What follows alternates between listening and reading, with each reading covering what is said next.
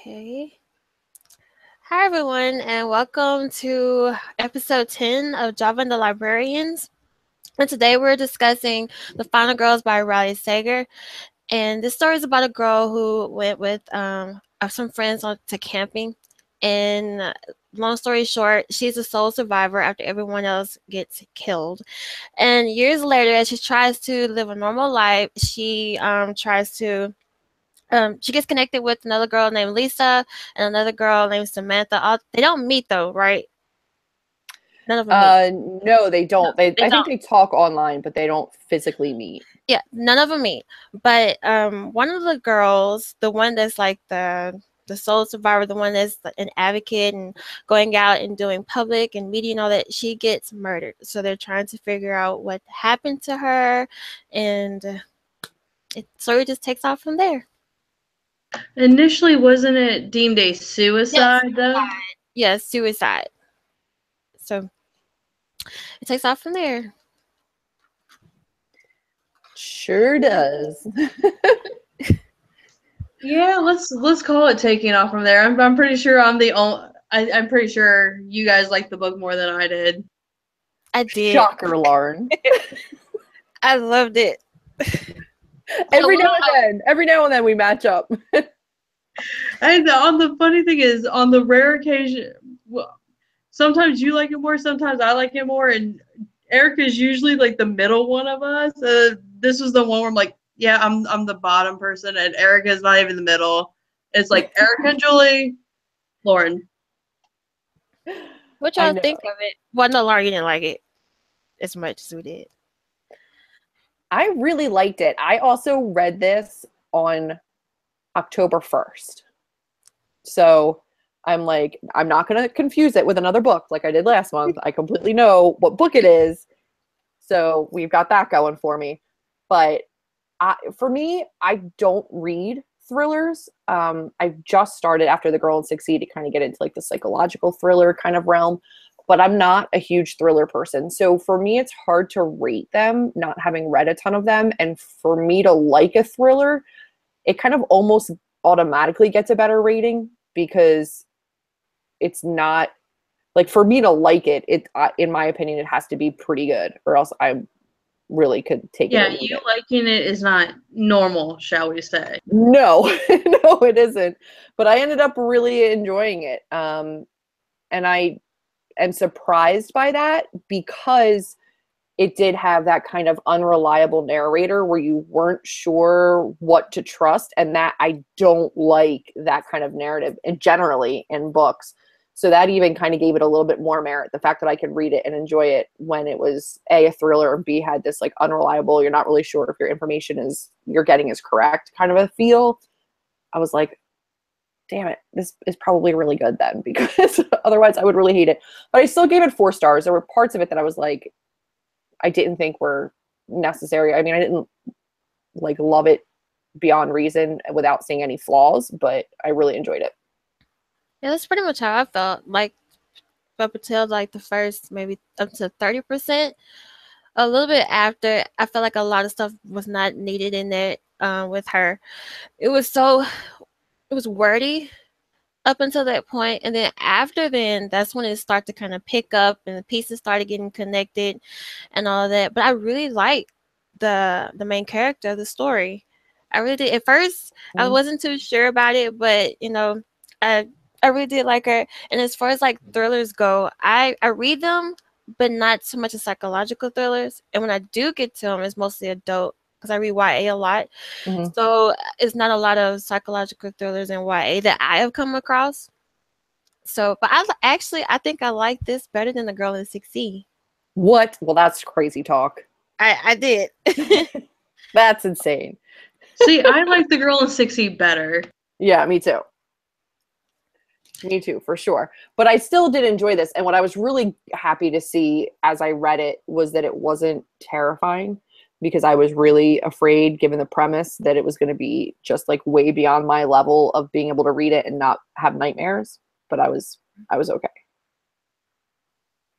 Even like when they did the going back and forth between Pine Cottage and then present day, I even felt that little ominousness about it that's going on, especially when the stranger was looking through the window to see. I felt that like Ugh. this was like perfect, especially because of the holidays that's coming up, and I just it was the right book for this month. I kept thinking that like maybe I had it down. I kept being like, I don't trust this girl. Like I forget her name now because it's just been too long. But the I think one it was like final girl, Samantha.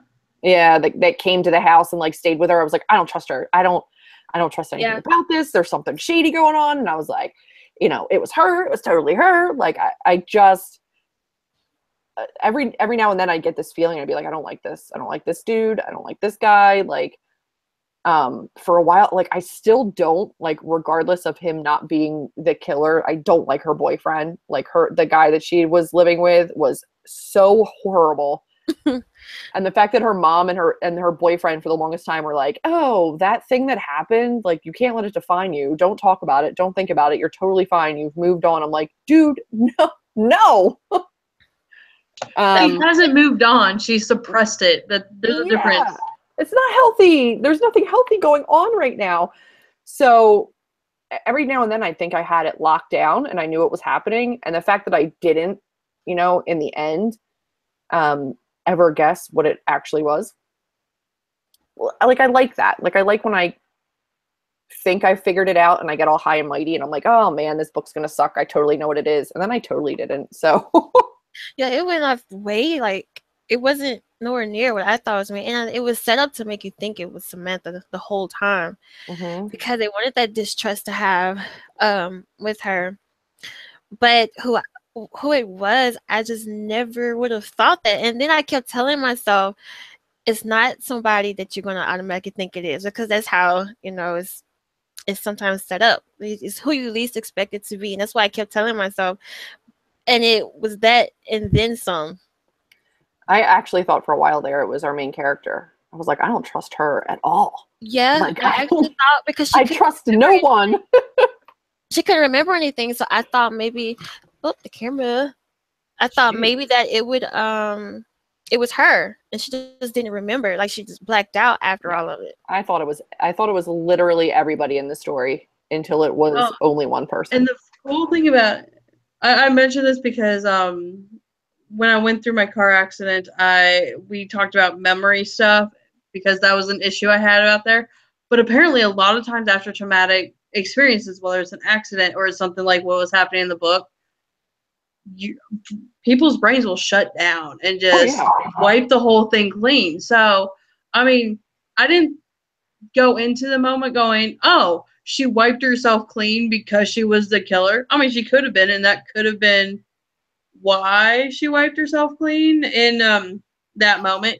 But I mean, even if she wasn't the killer, her mind probably just would have taken it all off, and because it's a way for your body to protect you. hmm Mhm. I'm looking in the chat room. It's like Jennifer gave it 2.5 stars. Dylan gave it 3 stars. Sydney gave it 4.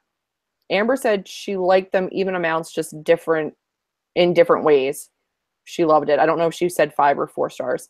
Um, Dylan said he also read it as an arc with nobody to talk to about it. And the fact that it was like blurred by Stephen King as being like the next best thriller, Oh my whatever. god, that was one of my issues with it because, and like I said to Eric, I'm like, the fact that it was blurred by Stephen King does nothing for me because I'm not a fan of King, and I'm so not when either. he's sitting there going, "This is a great book, you guys will love it," I'm just sitting there going, "Well, thank you." That doesn't help it at all. A couple people thought the ending was cheap, which obviously you guys are here because you read the book with us this month. I hope, because if not, Yeah. just all the spoilers. We've like avoided saying the I actual told killer. everybody at the very beginning anyway. All the spoils, all Yeah, like we haven't actually said who the killer was yet, but the ending, I could see how the ending would be construed as cheap. And honestly, when they finally had sex, I was like, and then he took off. I was like, no, no, no. Like, you don't care for, protect, and like do this for somebody this entire time. He wasn't married. He was single. Like, there was nothing wrong with him being with her. I mean, she had a boyfriend, but whatever. He was a parental figure, and that's what my big issue with that is. Yeah, that's I thought though, that, like, I thought that him leaving, like, she saw him in that light, but the fact that he left that note, I was like, there's something fishy going on. That's the only time right there at the end that I started to question his involvement in the whole story, because I was like, I don't know. That and the area that he was coming from to visit her all the time didn't seem like it was necessarily like that close to where they described this cabin being. I'm like, how was he there? Like, I don't know. It just got it. yeah. I didn't get it. Yeah. Because it was like, what, a couple of hours drive from where he was staying when he came to see her. And then he had to have still been in the area because at the end, he, like you said, he got to her pretty fast. Anyway, so, and then at the same time, it was all like, I'm trying not to like say too many spoilers all at one time. All the spoilers can come out now at this point. Like, we have to get into it at some point. We have danced around this for too long. We really have. Because you cannot talk about this story without spoiling it. But he knew, like, the real thing, like, with Samantha and Tina. Yes. Like, the whole time. But he just didn't say anything. And so from the moment when Samantha / Tina showed up at Quinn's door, he already knew what he had to do. Anyway. Yeah. So yeah, and I love when she like walks in on them in the bedroom and she thinks that they're about to have sex, and she was like, "Oh, he might have just been ready to strangle her." yeah. Yeah. Yeah, it's one of those things too, though, where it was hard to gauge from a reader's perspective the fact that Sydney said she didn't see him as a parental figure, more as like a support system. And I agree. I thought there was always like that tension there. You could tell that by the way he always answered her that it was definitely not just parental on his part, but it was hard to tell as a reader when you're picturing him or when Riley's giving you insight into his character and his expressions, like what was anxiety for Quinn and what was like panic over things unraveling for him. Mm-hmm. And the cool thing, I think, was her anxiety were moments of just him panicking because things were unraveling, like, simultaneously. Yeah. Yeah, he like his distrust of Samantha was more like, I don't know how to tell you this, but like that's not her. Yeah. And then, like these little moments where also I think that not knowing who Samantha was and what her game was and not knowing what kind of memories it was going to shake loose for Quinn, like the anxiety of that alone is like, how do you live that close to the person that you left alive? Like, you left her alive. Mm-hmm. It's not going to end well. That was never going to end well. See, and I kept having moments where part of the reason I didn't like the book as much as you guys did is I kept having moments of it feeling predictable. Like at the end, I was like, no shit, he did. Like when I hit the end and I looked back, I was like, no shit, he did it. He totally did it. Because, I mean, like when you look back, he totally had those moments of being like a serial killer type. Because like you always watch like say Law and Order because that holds up in a court. Where they're going, yeah, they like to try to like walk past the house that it happened in, or they keep trinkets so they can remember. Yeah, she was his friggin' trinket. Like that's why he kept visiting her. Mm-hmm. See, I don't know. Maybe it was probably because I read it at the last minute, like always. But when I finished the book, I was like, okay, yeah, it was him. It could have been him the whole time. Like everything just clicked into place. And then while I was reading it, because we found out that it wasn't Tina and it wasn't Joe, and I was like, well, who else could it be? And then when he came in, I was like, oh, okay, now it makes sense now. Now we have it. Yeah. And as her flashbacks started coming, you're like, oh shit, like, oh god. Jessica's cracking me up. She was like, she thought all the men in the book were stupid. They were like the boyfriend. No, they totally were. They were. Jennifer said her favorite was the reporter guy, who was, despite the fact that I thought he was a dick for like releasing information, he probably was one of like at least the most moral characters, even for like his questionable standards, because Quinn was batshit crazy and questionable too. Mhm. But Jessica said a cop named Coop was hella annoying. What's bad is in the beginning of the book where my head went with the name though was hanging with Mr. Cooper. I'm like, oh, cool. Like, that's a great reference for the beginning of her book, guys. So then, yeah, totally bringing back the 90s right here. And then the fact that he was her like support system, but she, you know, it's like with especially like with her boyfriend, there were just some things that he should have questioned instead of when she backed it away. When she was like, "I'm fine," all this other stuff. He wasn't good. If that makes sense. What he should have done was kind of not pressure her with it, but make it as as being concerned. And the fact that she had to use somebody else at the time, especially in the beginning, as a support system, and not being able to go to him, her boyfriend, as that support system, that wasn't that was signs right there as well. Oh, yeah, the boyfriend was total shit as support. He was a shit person just in general. Like him and her mother were just really horrendous. I think that anybody who takes somebody that goes through any kind of trauma like that and then says you got to put it in the past and you can't let it define you and don't talk about it and you're not one of those girls. And she was like, yes, I freaking am. Like, that really bothered me just from mental health standpoint. But I don't think that they were either of them were supposed to be looked at in a light where they were making the right choices for her. Like, it was clear that they weren't. No, they totally weren't. I can't say that if I were in the same situation, I wouldn't be like, this has to be put into the past. Mm-hmm. But I would like to think that if I were in the situation, while I'd be saying that stuff, I'd be like, while we're putting in the past, do you need to talk to about it? Let's find you a therapist. Let's find you a good therapist. Do you need me to come with you? You know, like saying the things yeah. And then things like when, they start dying off or one shows up at your doorstep or there's, a parole hearing or there's whatever, then like, yeah, okay, it's all right for you to have issues again. Like, you don't, just because you. No, I will say this, after this book, on. if one randomly showed up at our door, I'd be like, I don't think you can stay here. Yeah, no. No, that was kind of thrown off a little bit. Yeah. The whole like her staying there was It wasn't realistic. Weird. It wasn't. That part wasn't realistic. And that's what I was saying is I did enjoy the book, but I saw flaws too. Like, that's why it didn't get 5 stars for me. I don't think it was realistic. That her boyfriend was so adamant that she move on and put this in the past and not focus on it, and then turn around and say, oh, I got to go out of town. Why don't you let her stay? And then you're not alone. Like, it didn't make sense that he, eventually accepted that. And I don't think that it made sense even that Quinn would want her there.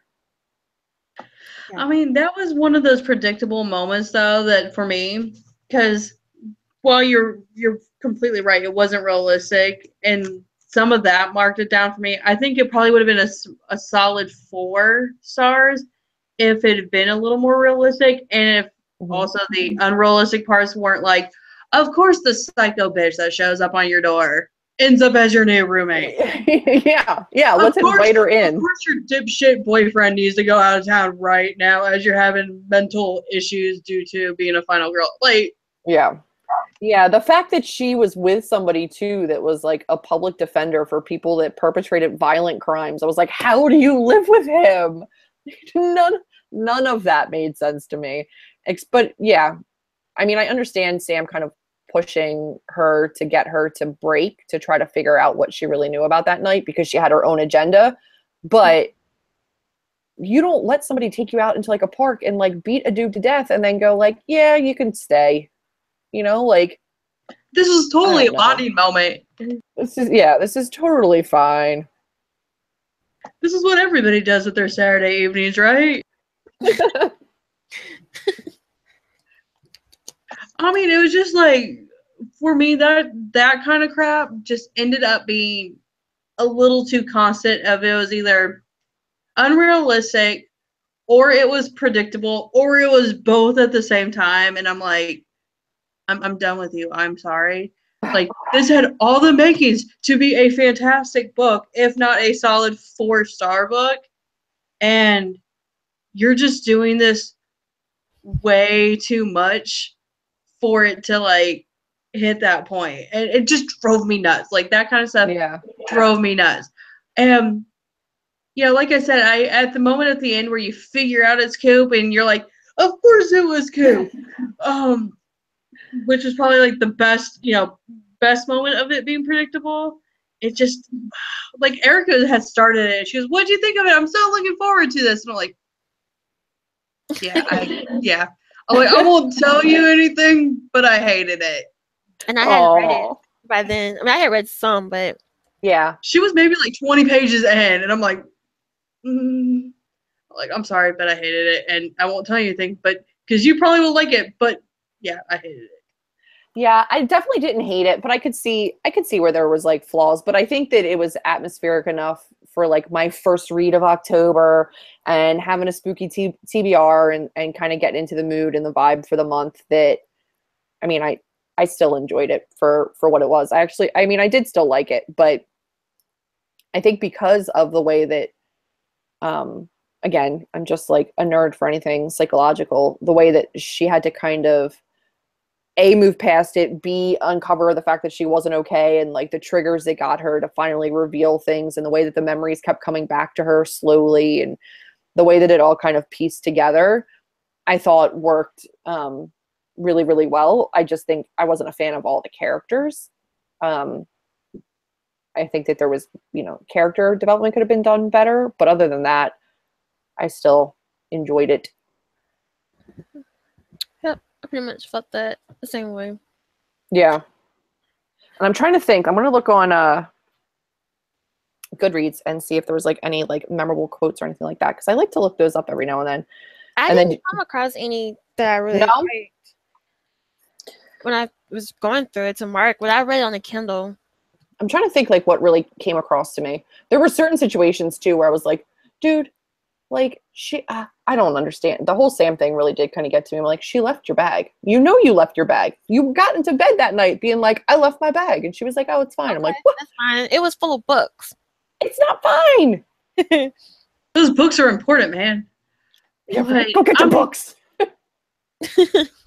But I mean, good God. I don't know if there are any memorable quotes, at least not for me. I mean, like you said, there are situations that seem to pop out more than like quotes. And not just the situations. Half the time I think back to this, I just keep thinking about the food. Like, she made all sorts of baked items. And I'm like, every time she would mention one, I'm like, that cupcake sounds great. It sounds great. Or not even it sounds great. I'm like, I just want a cupcake right now. I don't even care. I don't even care what kind of cupcake. Just, I want a cupcake right now. Thank you so much for that, Riley Sager. Yeah, I don't know. I think it was one of those things too where I kept picturing what her pictures would look like and equating it to different like Bookstagram and like food photos on Instagram. And I'm like, oh my gosh, like how many twisted people are behind these gorgeous Instagram photos? Like, oh my God. I hadn't thought of it that way. I had not thought of it that way. Thank you. I'm just sitting there going, I clearly need to start following more like food bloggers. Sounds great. Let me stage it with this pumpkin, or let me cut this cupcake all to pieces and then it's gonna look great. I'm like, what? Apparently there's a book coming out in July of 2018 that she's writing. So this is her debut novel. And The Last Time I Lied is coming out in July 2018. And this one is about a damaged young woman who returns to a summer camp where 15 years prior, 3 of her friends disappeared, never to be seen again. So she clearly has a genre she enjoys. Yeah, I was supposed to say, it's like the same thing. She's like, psychological thriller. That's where I'm going. I'm curious as to how it's gonna play out, though. Yeah, I mean, she knows what she needs to write. I didn't realize, Lauren's usually our researcher, but I didn't realize that this was her debut novel. But I can see how it would be. Because I think that the plot was decent. but I think that it fell apart when it came to the characters being realistic within the plot, if that makes sense. That makes sense. Oh, it totally makes sense. And Yeah. I'm with you, Julie, where I didn't realize it was a debut novel, but knowing that and looking back, you're like, oh, knowing it, I can see the points that it makes sense. But in the moment, it you aren't questioning it. Like in The Bridesmaid, when we read that, we're like, is this a freaking debut? Like, is this the only book you wrote? Like, reading this, that was not a question that, I mean, regardless of how much any of us liked it, I don't think that was a question that entered any of our minds. I didn't really think about it, no. I'm looking in the chat room, and it looks like Crystal gave it 3.5 stars. Kimberly gave it 3 stars. The Insta friendship between Quinn and Sam didn't make sense to her. I don't think it made sense to anybody. These are clearly my people. I just want to point that out. Sydney said that apparently, they never even met or anything like that, and they was just like welcoming each other. Well, Quinn just welcoming each other like they just was, they went out shopping or something. Totally normal. Yeah. Well, especially too the way that she showed up there, and the journalist being there, and she knew it was a setup from the start. So I'm like, man, why did you let her stay? Exactly. But Sydney said that she does read. What? She also kept the Sam, Tina, whatever. I think she had 2 names. Her name was Tina, but she looked similar, very similar to Sam. Samantha. Yeah. And so to get like her own, whatever she was trying to do, because Joe was her friend, and so she put it together, and she was trying to do her own little thing to clear his name, because she knew that he wouldn't have done that, which I appreciate. I kind of liked that twist to it at the end, and like figuring out who she really was and what her story was. I actually did really like that. Yeah, that was one of my favorite parts. But she just said a whole bunch of like weird ass shit during the course of the book. Oh, how did you know where to find me? I know we haven't met and we haven't talked really ever, but I made sure to keep track of all the final girls. I called this girl's cop friend and figured out, and it's like, what? It's like, well, bitch, you need to go because you're clearly probably going to kill me in my sleep. Yeah. Yeah, I would never have been able to sleep. Sydney apparently reads a ton of thrillers. It's kind of her jam. And she said that you're not necessarily supposed to like the main character in thrillers, that they're purposely written to be unlikable, aka Gone Girl. Like you're supposed to kind of like. By the way, I hated Gone Girl too. I loathe Gone Girl. I didn't like it. I hate it so much. I like the twist. Oh, look at us being a group and actually agreeing on a book. Some people are like, oh, but the movie. I'm like, I won't see the movie because I hated the book. And I'm like, I'm not doing that to myself. I flat out refused to watch the movie because, like you, I hated the book so much. But my brother, oh my god, my brother and sister totally like did emotional blackmail to me where they were putting on the movie. And they're like, you should come watch this with us. I'm like, no. I'm like, the book was so bad. I'm like, no. They go, well, if you want to spend time with us. I was like, okay, I'll be downstairs in like 5 minutes. Kimberly's like, I think Riley Sager's a man. I was like, oh, he might. With that sexually ambiguous name? They may I think it's a woman, but she has another pen name by Todd. Okay, they're Riley's like avatar on Goodreads as an author and everything. It's just like a girl in a slasher film with a knife. So like, I don't know who the author is. Teresa gave it 3.5 stars. Jennifer's like, I knew from the beginning exactly who the killer was, and that Sam wasn't really Sam, and that Sam was already dead. Excuse us, Jennifer. We're not Sherlock Holmes. Of course Sam was dead. I mean, come on. I nailed it. We already saw where this is going. Yeah, that was kind of given. Crystal Salt, too. I knew that Sam wasn't who she thought she was. I legitimately thought that there was something like way shadier going on with Quinn's memory loss, and the fact that she had these like super violent tendencies that came out of nowhere and were really repressed. So I questioned a lot of people. But even though I didn't think that Sam was who she said she was, I didn't know if she was the killer. Like, I still didn't predict who the killer was until I started questioning his behavior after they slept together. I think it was neat how Lisa was able to kind of put all that together. Yeah. So she's clearly got to die. Yeah, I mean, like She's got to she go. had everything, the letters, the pictures, the articles, all of that stuff. The quotes guys are hilarious. Um, Somehow we screamed louder, ran faster, fought harder. We survived. I'm a fucking final girl. That's one of the quotes on here. I'm a blogger. It comes out sounding like a question. Like I have no clue what I am. Like if that's the quote that comes away from a book that's a thriller is I'm a blogger. Yeah, wasn't all That too doesn't memorable. speak. And then Oh there's my like god. quotes about baking. The question comment though reminds me of something that happened recently. I was working, this kid comes up to ask for a book, and I'm like, and she didn't have her library card, so I go, "Oh, what's your last name?" And it just comes out like a question. And her dad standing next to her, go, do you not know your last name? Do you? Because that's a little concerning. I go, okay. I'm like, and which one of these are you? Because there were like two people with the exact same name but different middle names. I'm like, what's your middle name? And again, she says it, but it's a question, and her dad's just sitting there like cutting on her the entire time, going, do you not know? Like, I'm sorry, it's those moments like it's like where you should know your life stuff, and it comes out as a question. You deserve to be made fun of a little bit in that moment. Kimberly's doing research for her. She said it looks like Todd Ritter is the actual author. Okay. So Todd, it is a Yeah. dude. Yeah, I saw that earlier today when I I'm was not liking it. Goodreads. I was happier thinking of some weird chick in like her basement named Riley, and yeah.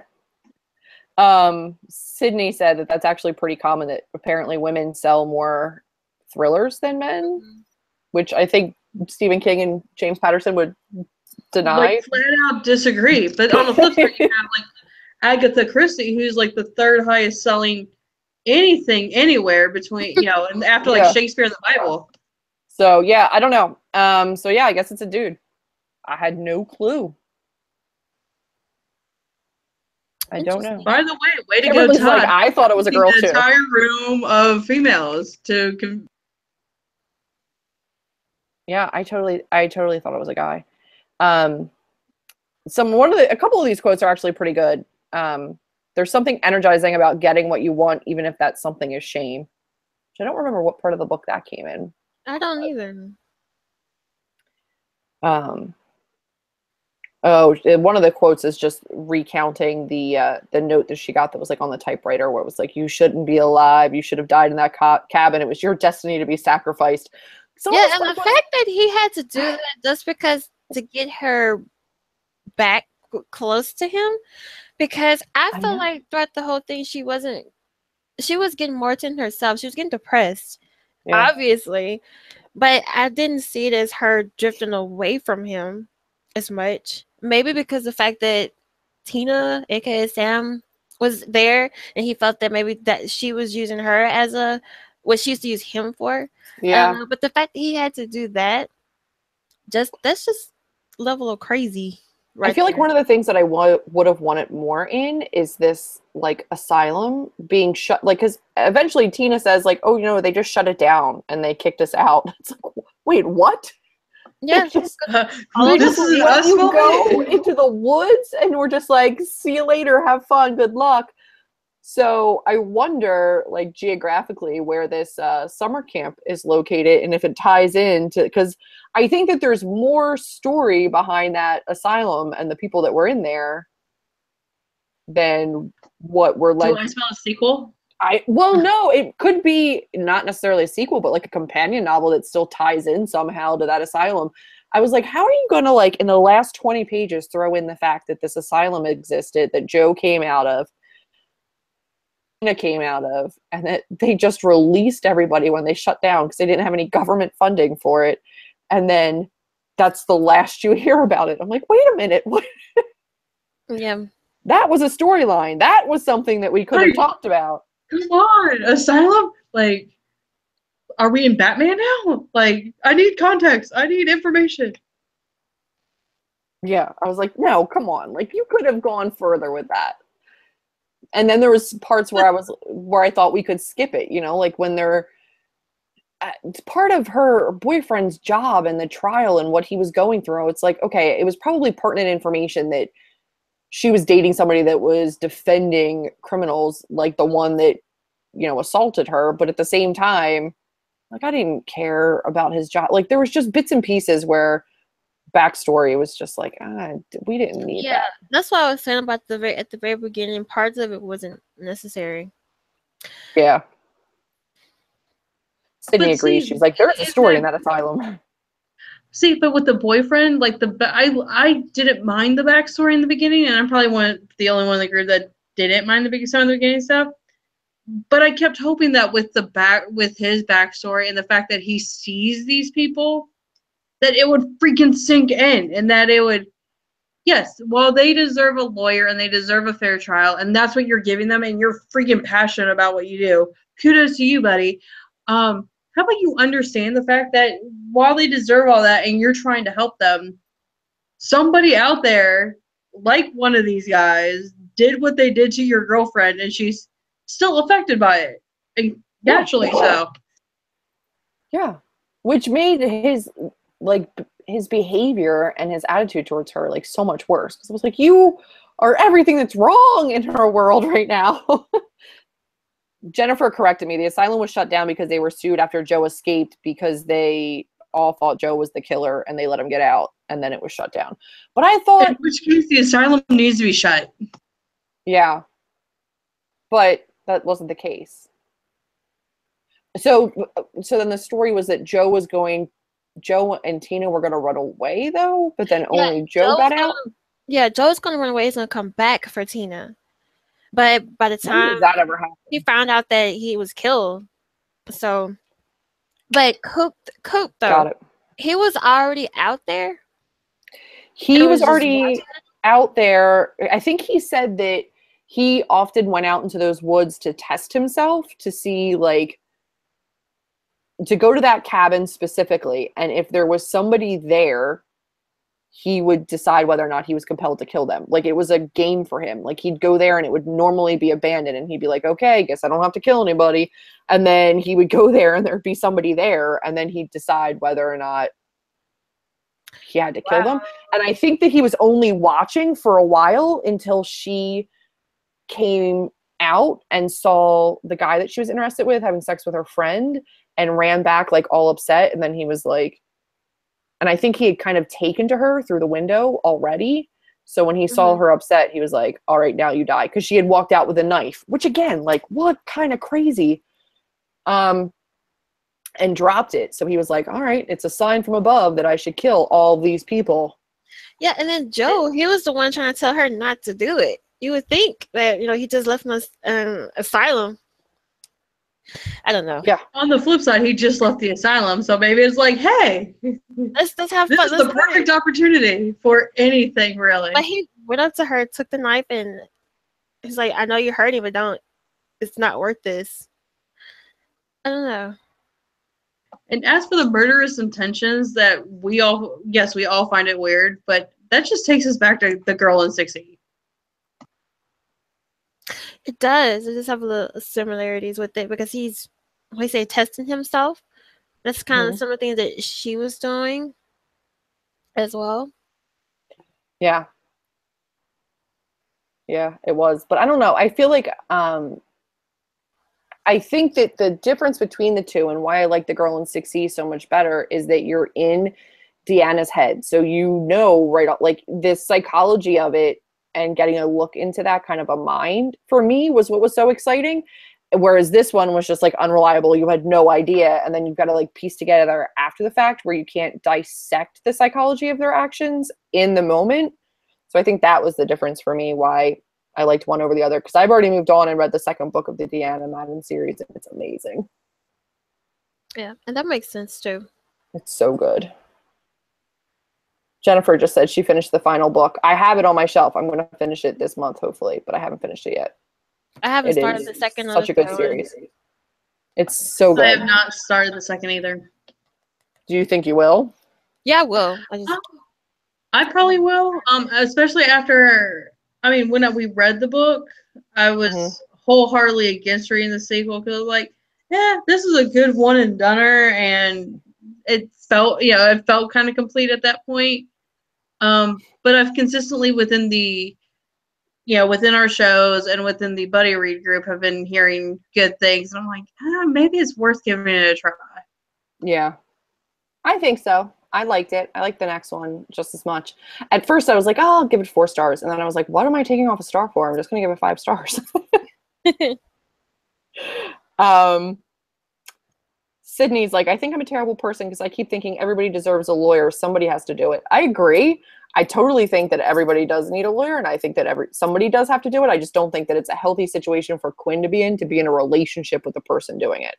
I'm not saying that acknowledge he's that wrong. Yeah, I'm like, I'm not saying that he's wrong for doing what he does. Somebody does have to do it. I just think that it's not a good situation for the characters that are in the book. Like, it's not good for him to be dating a victim as a defense lawyer, especially somebody who's, I guess the advocate, and it's not a good situation for her to be dating somebody who's, defending these guys that are doing such horrible, atrocious things. Because she told him that, like, you have a choice to do this or not. Mm-hmm. Yeah. That's rough. That's a rough one. I'm trying to think what else. It's hard for me to, like, come up with my thoughts on this far after the fact because I read it so long ago. But I'm trying to think. Anybody in the comment section have anything else they wanted to bring up about the book? Jessica's been asking for like the last 30 minutes what next month's book is. We're not going to tell you until the end. So you have another half an hour to listen to us drone on before we answer that question. Best of luck, friend. Only if we have a half hour more to talk about this particular book. But we can, while we wait for the comments to kind of catch up, and if you guys have any other thoughts about the characters of the book or the plot or anything, we will let you know that when we do announce November's book will be the last one for 2017. We're going to take December off just because by the time we could read and have a show, it's too close to the holidays. So we will be doing next month's book and then taking a break for a month and starting up in January. So at the end of next month, we'll let you guys know what the first book for January is, and then we'll update you in the buddy read group or whatever. We'll remind you if we figured it out by next month. We probably will. Yeah. And because this is us, and we're always on top of things. Oh yeah. We figured out next month's book today, so Yeah. I'm gonna try to do better. I'm gonna try to read the book before, but at least not the day of the show. I just knew I was going to have say that every time. Month. I know. Yeah. I know. I was like, my reading challenge accepted. I can do it. Oh, it's that's what she said. I was like, I can do it. Go till last minute. She's like, now it's a challenge with myself. I was like, dude. But I kid you not, like when I'm reading your comments today on like the messenger, I'm just reading it as like Ericka as Barney from How I Met Your Mother, because like he always like puts stuff off, and then after he puts stuff off, challenge accepted. I'm like, holy crap.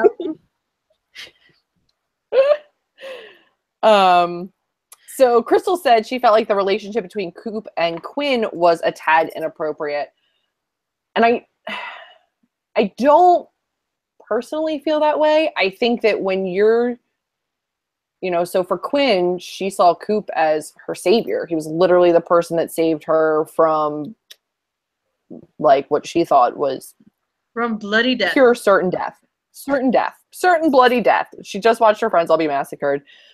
And I think it's completely normal that in the aftermath, she only wanted to be and talk to him about it. And I also think that it's pretty common in situations like that an officer keeps up with the victim and touches base with them and keeps them alert to what's going on with the case. I do think that he went above and beyond, and I think that now we know why. At first, it was just kind of like, oh, he's kind of sexually interested in her, and then it was like, well, no. Well, yes, but then also no, so there was it didn't set off any red flags for me, like right off the bat. I thought that it was a little over the top, but like within the realm of what might happen in that situation. I mean, I have to agree with this idea that it's inappropriate because initially, no, I didn't think that. I didn't think it was weird that he was keeping up because, like you said, he was totally the savior type of person, and you kind of had a view from her like he was almost parental as well because she's going to him for advice on a lot of things, and and also like you said, it doesn't seem uncommon that in these kind of situations that the main police officer involved like would be touching base. Like you hear about how retired cops have that one crime that they just couldn't solve, so they have taken cases and cases of stuff home with them in their retirement, and they're still pouring over it. So that stuff didn't seem odd to me. But yeah, like you said, they had this sexual relationship where I'm like, ooh, too far, too soon, too much. Yeah, no. Like, well, and then 10 years after the fact, like, because when the story taking place is 10 years after. Yeah, I mean, on a very logical level, I can get that, but at the same time, it just kind of hit me in the feels of like too soon, too soon. Like, I feel like. Yeah, I think if it had been like immediately, if he was like, I can be your rock, I'll be the one that gets you through this, and they immediately started a relationship, I'd be like, oh no. But like 10 years after the fact and just, I don't know.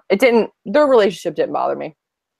Yeah, like I said, I mean, for me, like I said, on a very logical level, I can understand what you're saying and agree with it. It kind of hit me in that emotional vortex of no, it's always going to be too soon for this to happen. Yeah.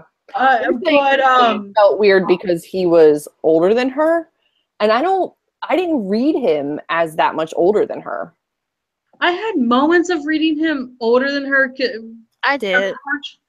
I had moments of reading him older than her, but then I also had moments of, well, I mean, if he's a cop, he could have also been, like 3 years older than her, and just, Yeah, but she was in high school. It was this weird just mix of. There were moments where he seemed like he should have been like 50 and on the verge of retiring from the police force, but then there are moments where I'm like, where he's described as like really attractive and like didn't seem like he was really that much older than her, because I mean logistically he could have been like 4 or 5 years older than her and still been a cop at the time of the cabin, like there are still though I would like to point out, just to play devil's advocate, but there are some really good looking older guys out there. Oh, for sure.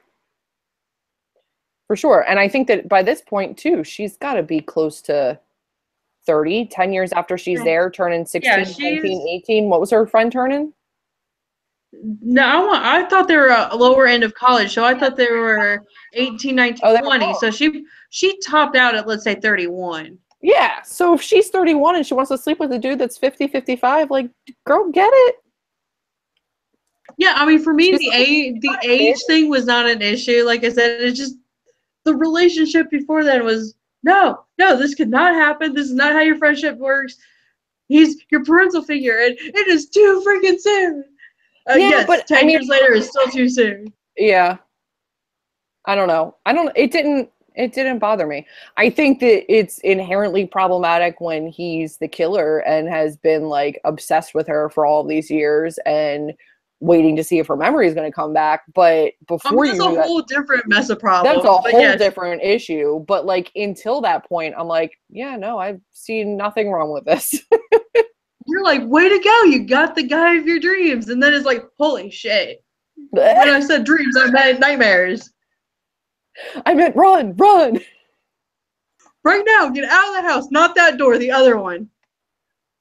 What else? Crystal hated what she did to Jeff, who was her actual boyfriend. I don't remember but leaving him? I feel like that was the right call. Yeah, I did too. What did she do to him? Is he like hidden somewhere? Like, do we need to be concerned about Jeff right now? She was just like, yeah, no, maybe this isn't gonna work. Like, I feel like that was the right decision to make. I think Jeff was just a symbol of normalcy. That was just somebody that she needed to kind of. He was controlling and really, really mean. He was awful. I didn't like him. Oh, she cheated on him. I'm kind of Yeah, in I the. was fine with. I know this is horrible, but I was totally fine with the fact that she cheated on him because I hated him the entire book, so I had no I problem with didn't that. hate him the entire book. I think I'm the middle ground, at least in terms of Jeff. I'm the middle ground between Julie and Ericka. I think Jeff was what Quinn needed for a long time. She needed somebody that was a little more controlling to help her get through and return to normalcy. She needed somebody that was, yes, the symbol of normalcy. And that's what she wanted as well. It doesn't mean that for the long term he was the right guy. He's not the guy that she should have ended up with in the end. Yeah. But for the steps forward, granted, she wasn't taking huge steps forward that now that we know. It was what she needed in order to kind of start moving in a quote unquote appropriate direction, a good direction.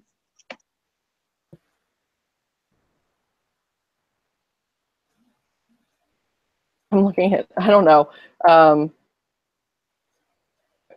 Crystal said that he was her voice of reason. I can't even with that comment. I don't know. I read him and I remember him so differently, and the fact that he kind of like shamed and guilted her into feeling like she had to be okay and not have any emotion about what happened really bothered me. So I don't think that that's reasonable. I think that's I'm that very moment, counterproductive. Yeah, and I don't think he's a voice of reason. I think he thought he was a voice of reason. Yeah. And I think she wanted him to be a voice of reason, but I think, Julie's nailed this one on the head. Work out. Yeah. No, I think that was it. I think it was really harmful to her and her healing and actually trying to move on. You can't just kind of like fake forgetting It's not a that, switch. It's not. No, it's not. Like I said, I think he thought, in terms of where the story was going, I think he thought he was that, and I think she wanted him to be that. Mm, He just wasn't. no, definitely not. So yeah, I don't know. I think that there's a whole mess of flawed characters here. I liked that they were all kind of like morally gray and questionable. I'm really surprised that I ended up enjoying a book with unreliable narrators, which I know a lot of thrillers in this genre have.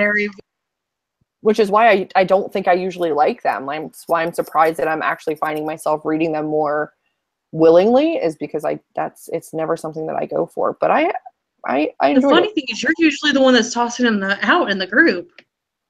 I know. Well, here's the thing. At least Like lately. I saw the flaws. Like I saw the flaws in them. But yeah, for some reason I was like, let's do these. Let's try these ones that are so not in my wheelhouse. But I feel like it was an appropriately timed book for this time of the year. And I don't know. I was coming off of a high after The Girl in 6E. And I wanted more. It wasn't that good, but it was okay. I was still okay with it.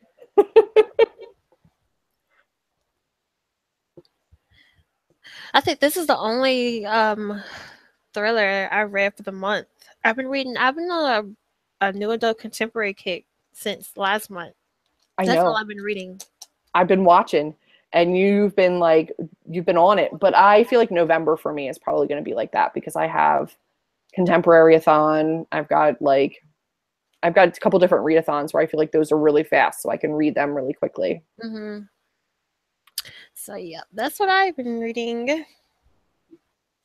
But I do have Dracula. I'm almost done with that. I've been reading Dracula since August. The only thing about it is just so wordy. That's it.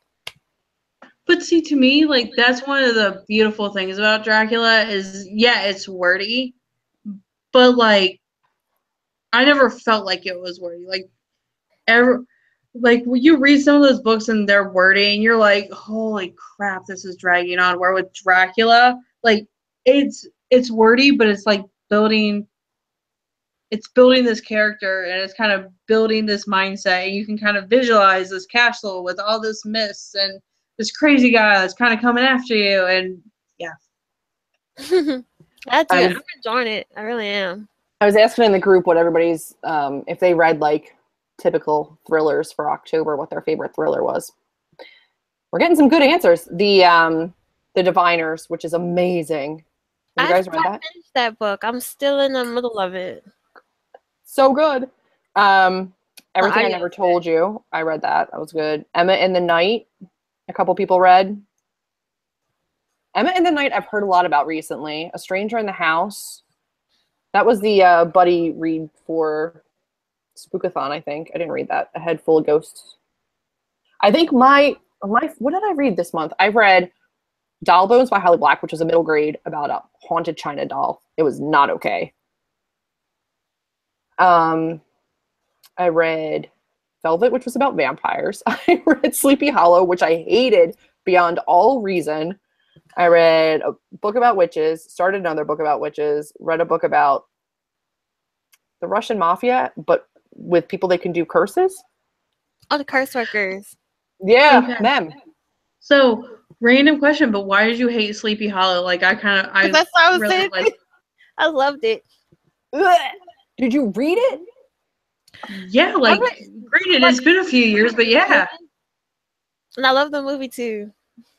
Okay. Which movie? With Johnny Depp. That movie's great.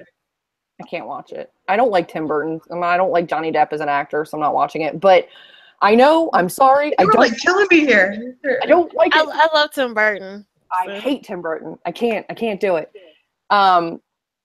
Sleepy Hollow was legitimately 27 pages of snooze. It was so bad. I have not seen the movies. I don't, I know like the general basis for the story, but I read it for Spookathon as my spooky setting book, and there was nothing spooky about it. There was sentences that were paragraphs long. It was that like typical classic writing with, I'm not even kidding you, page 23 to 27 was the only part of like covered bridges and headless horsemen, and it wasn't even scary or atmospheric, and it was 23 pages of straight garbage about Ichabod Crane that I did not care about. It was awful. Okay, so I'm gonna throw this out there. I know you haven't seen any of the movies, and I know Ericka, like me, loves Tim Burton, loves Johnny Depp. There's this really cute Disney version called The Adventures of Ichabod and Mr. Toad. And the cool thing is, so one part of the movie is basically Wind in the Willows, and you're following Mr. Toad and all of his friends. Mm-hmm. The other part of it, and I can't remember which comes first, but the other part of it is essentially Washington Irving's Sleepy Hollow. But, I mean, it's kind of an adorable version. And the really cool bit on that is you don't get much dialogue in it. You get more of like a narration, and the narrator is Bing Crosby. And on the little parts of actual dialogue, he's doing the dialogue too in like a couple different voices and stuff. So I kind of like love that one for it's just cuteness, and you like get Bing Crosby essentially reading you a story like you're a small child, and I could see that. I'm still not gonna watch it, but I could see that. I'm trying so hard here, Julie. I'm like, so hard. It's not gonna happen, Lauren. Teresa said Slasher Girls and Monster Boys, which I've heard a ton of good stuff about. I just have not picked it up, but I've heard it's also like scary. Jennifer said it was super, super creepy. She read A.R. Torrey's books this month and really liked them. Amber's back with her Wi-Fi. There's a really good middle grade thriller from Richard Denny called Library of Lost Souls. I've heard of that. Yeah. I've heard of that too. Jessica still wants to know next month's book. You can't know yet. And the questions come back around. No. She wants to know this month's book. It was Final Girls. Next month's book, we're not telling you yet. The Shadow House, which is middle grade. There's one about a house. It's like a castle or a house that like moves around. What book is that? I've heard a lot about that. Is that the Castle in Air? Maybe. It's like about a castle that moves. I feel like I want to read it. I've heard a lot about that recently. That There sounds was interesting. one I heard of called The Castle in the Air, or The Castle of Air, or something like that. Maybe. And I think it could be that, and it had kind of a moving castle. And I remember the cover had a gargoyle on it. But my head also goes to, I know there's an anime movie called Howl's Moving Castle, and that may or may not be based out of That something. book. Yeah, I don't know.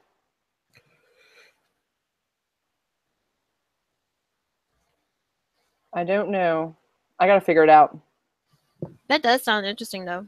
It does. I want to check it out. There's been a couple middle grade actually recently that I want to check out, so I gotta get on that eventually. But Jennifer listened to Slasher Girls and was too freaked out to listen after dark. Oh no. Who was it? The Amber's back in here. Amber just made me request an audiobook that she said really freaked her out, and Pretty Girls? What's the name of I think it? it was Pretty Girls. I haven't heard of that one. I don't know. I requested it. I think I'm like number 1 on the request, so I should hopefully have it soon. But it freaked her out when she was listening to it, which I can't imagine I'm going to do too well Okay, with it. I think I found. Sorry to go back for a second, but I think No, I you're found good. the book that I was thinking of. And Yeah. the funny thing is, okay, so the book that I was thinking of is called The Castle in the Air, and it's written by Diana Wynne Jones. Here's the funny bit: that book is part of Diana Wynne Jones's series called Howl's Moving Castles. So Oh. Okay. I know what the cover looks like, I feel like, so maybe if I can see it. Julie, there's another book I think you may like. It's a psychological thriller. Oh yeah, that's not it. What? And it's a psychological thriller. It's YA, and it's by Dawn Curtich, something along Okay. that. I think it's called In the Trees. In the Trees. Let's see. Sounds terrifying. What did I read? A.V. Geiger's Follow Me Back, which was it's not a thriller. It's like a social media gone wrong stalker kind of a thing. It was really cool. That I actually really liked. I feel like I've been reading way more books than I originally would be like, there's no way I'm not reading that. And now I'm kind of into them. I'm not going to lie. Yeah, she wrote Dead House. I The think that's Trees about. Crept In. Yeah, that was good. That sounds And then horrific. she did The Dead Sounds House. scary. It's about a girl. It's one girl with 2 personalities. She has one personality during the day and one at night. When she wakes up, the girl is supposed to come in the morning. She's not there. It's the same one from night. And it's told through. It has a little bit of mixed media in it. It has different police files in it, letters, and all this other stuff that's going on. I haven't read that one. A lot of teens have read it from the library. They told me that it's really good. But I have read The Trees Crept In. Crystal's like, that's way. Oh, Coraline. They're talking about Coraline being a. I love Coraline. She was like, it's not a good middle grade book. It's way too creepy for middle grade age kids. I like the movie Coraline. Guess what I haven't seen? The movie Coraline. Because it's all Tim Burton. And I don't want any part of it. There's one book that I feel like I really want to read, and I'm really intimidated by it. I made a friend read it first. And I feel like I'm gonna try to maybe get it from like a half price books or something. I don't want to pay full price for it, but I feel like it's gonna be a book I want in physical copy to read. And it's House of Leaves. I don't remember who wrote it, but it's literally puzzles and things are written in like mirror image and like crazy ways. You gotta like twist the book around to read it. It's like almost Illuminae and Gemina kind of feel to it, but like way more adult and in depth, and you've got to like work out the story. But it's about a haunted house. I don't know. I'm creeped out by it. Like it's really interesting. It seems like it would be so cool. And my friend read it and loved it, and she read it from the library, but she was like, I kind of want to get my own copy to read it because I feel like I needed to like take notes on what was happening. I'll see if I can find the link to it, and I'll link it for you guys if you're interested. But it was really, I don't know. Lately I've been kind of not afraid to try some scary things. It's by Mark Z, a name I'm not gonna try. Daniel Lesky. Daniel Lesky? Daniel something. Oh, nope, I can't post links. I'm going to message it to you, Erica, because I can't post links in the group because I'm not admin on the Okay, got it. group. So you can take it and you can put it in there for them if they're interested. Because I think it would be a cool one, but I feel like if anybody wants to buddy read it with me, maybe let me know, because I don't know if I want to take it on my own. Because I'm nervous about it. But yeah, the scariest I go during like this time of year is the books that we've already read and mentioned, or like Hocus Pocus and Practical Magic. I don't want anything else. I've been watching a lot of horror movies. Mm-mm. A lot of. I have a friend that's their favorite genre to watch. That's all I've been watching. But I have seen Young Frankenstein. It's like an oldie. That's a solid movie. Young Frankenstein. I love Mel Brooks, so yeah.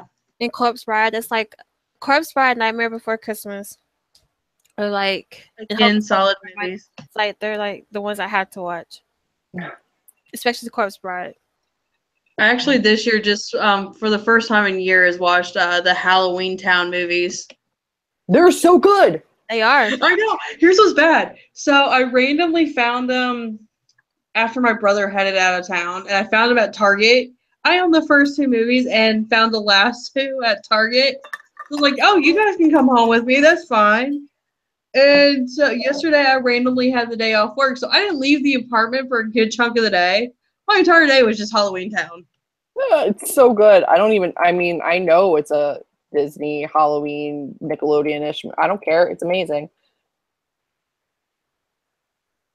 That looks good, Julie. Yeah, can you throw it into the chat room? Sure. It's really interesting. I saw it and I was going to get it, and then I looked at how intense it was and I was like, there's no way I can't do this. And I made her read it first, and she's like, it is intense. Like, you've got to think, you've got to like puzzle things out, and there's footnotes, and like it's in depth. It's no joke. So I feel like that would be like an entire month's TBR, which I know I don't have time for until next year. But a part of me really wants to try to challenge myself to read it. Let's see if I can get it on there.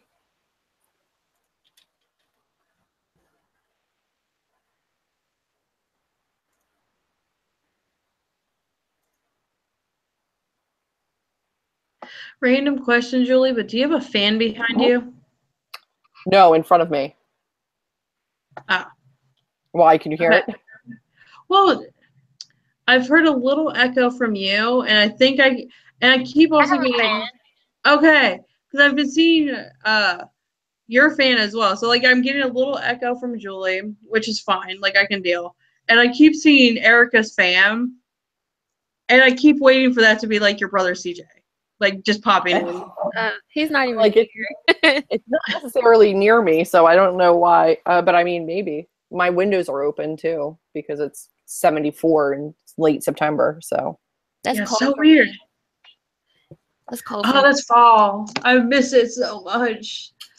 But I mean, yeah, that's kind of weird. Like I said, ideal. So, anything else about the book? I don't think so. I am good. I think we exhausted the chat room. So I guess we could tell them what we're reading next month. We can. Let me find it. We are reading Wild Beauty. What's the author's name? It's Wild Beauty by Anna Marie McLemore. This is a light. It's a magical realism book about women who can grow flowers out of their hands. They like tend to this garden, and they are like, the one thing is though, like the magic of this land or being able to wield these flowers is that they can't leave the grounds of this garden, and if they fall in love too deeply, the person that they fall in love with disappears completely, and then one day a little boy like sprouts from the garden, I think, or shows up in the garden and kind of makes them question everything. So it's just a really cool magical realism book that I've heard a lot about. It's a brand new release. And I haven't read magical realism, I don't think, since Ava Lavender, The Strange and Beautiful Stories of Ava Lavender. And I actually kind of like them if they're done right. So I've got high hopes for this one.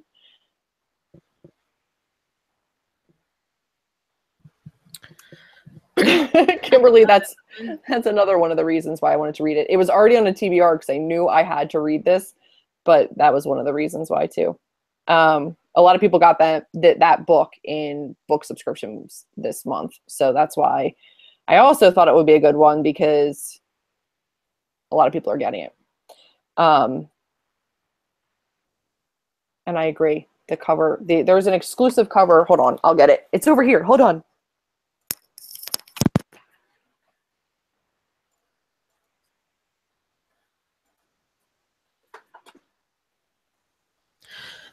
I'm kind of excited for that book. That looks good. Okay. Looks so good. And it's I do not have a southern drawl. I'm from Pennsylvania. I've never lived in the South. I'm literally the only person on this show that isn't in the South.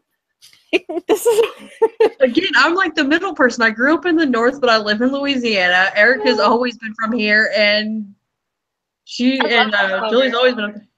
Yeah, this is the exclusive cover. It's really, really pretty.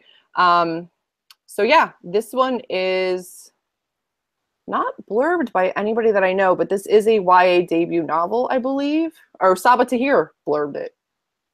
A gripping, beautifully rendered story. And I trust her because that girl is amazing. It's Saba.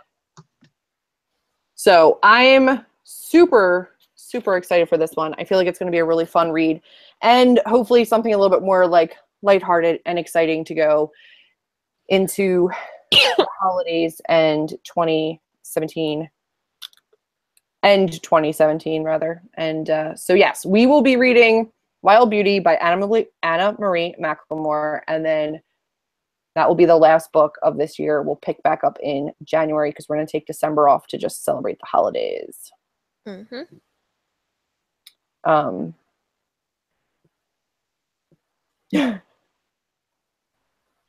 I don't know. I don't know why I have a Southern accent, but thank you. Whatever the accent is, I'm glad you appreciate it. So yes, this will be the book. And then hopefully, because it is a new release and a debut author, hopefully those of you that want to get it from the library, your library will have been smart enough to order this book because it's supposed to be really, really great. And if not, I don't know if Overdrive would have it, but Hoopla might, because I feel like they get newer books a little bit faster. So maybe check that. See, I prefer Overdrive over Hoopla. I do too, but they don't always have everything. And also, if you don't like ebooks, and your library doesn't have it, there's always interlibrary loan. Ask them if they can find it from a different system. It just takes longer. Yeah. So be prepared if that's the way you have to go. I'm excited. That'll be the book. Me too. Yeah.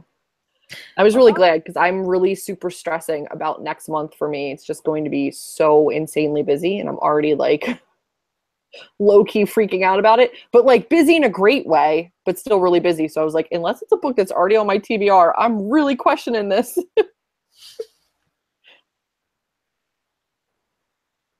But I'm glad that you guys are excited about this book. I think it'll be a good one. Yeah. Well, if that's all, I think I so. guess we'll say good night. I hope you guys have a good Halloween. You too. And happy Halloween, everybody. You guys enjoy the rest of your night or day if you're morning watching this overseas. Whenever you watch this. I know a couple people said the sound was weird. What'd you say? A couple people said that they didn't have sound, so they were gonna have to like close it and come back and watch it later. I don't know. Oh, Okay. That's fine. Figure it out. So whenever you're watching, thanks for watching. Yeah. But we will we'll talk to you guys next month for a book. Yep. Updates will be in the buddy read group. Yeah, we'll let you know the date for next month. Okay. Well, everybody have a good night. Good night. Bye. See you later.